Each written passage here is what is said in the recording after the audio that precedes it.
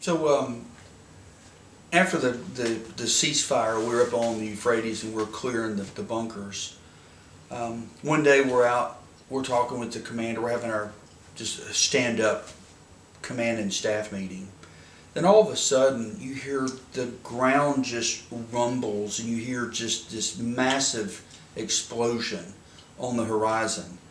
And you look over and you see this wide area just go up, and it turns up and it turns into this huge mushroom cloud.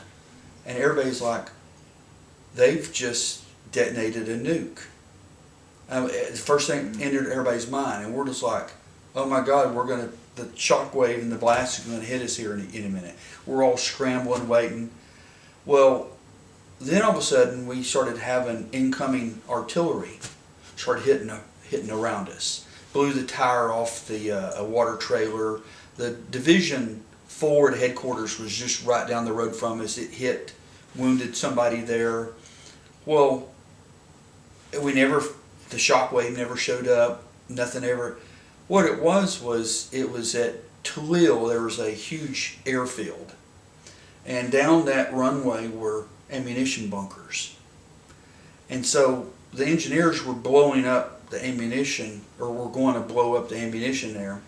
And for some reason they thought it would be fun to put it on what's called a ring main.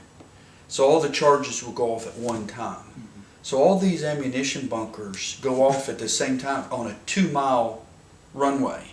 And that's what created this huge 2-mile area.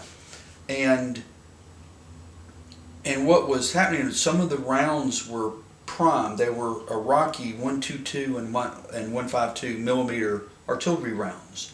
And that's what was coming in, landing on us. They had blown up in the air and they were landing, and some of them were detonating because they had been primed, sitting in those bunkers. Also mixed in there were chemical rounds. So there was chemical munitions going off in this cloud also.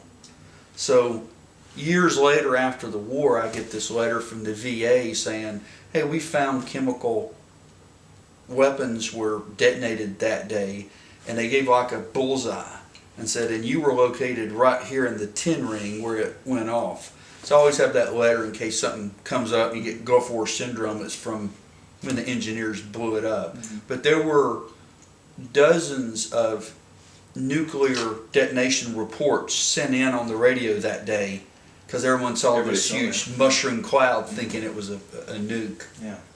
So, so if the Iraqis didn't kill you, we'd probably figure out how to kill ourselves and something like that.